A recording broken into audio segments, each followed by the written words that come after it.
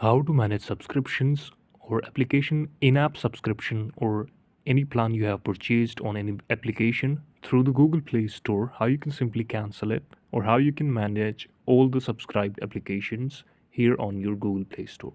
For this, open the Google Play Store main application here on your Android device like this. I'm going to open it. Click on the Play Store. Make sure you have updated the Play Store version, and then you're going to see this type of home page like all the applications listed here. Simply look at the right top of the screen, that is your profile option. Then on the third option you're going to see the payments and subscriptions tab here.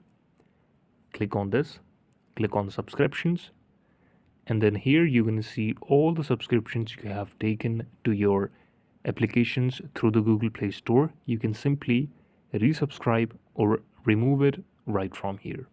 So this is how you can manage this setting. Thank you so much for watching this video.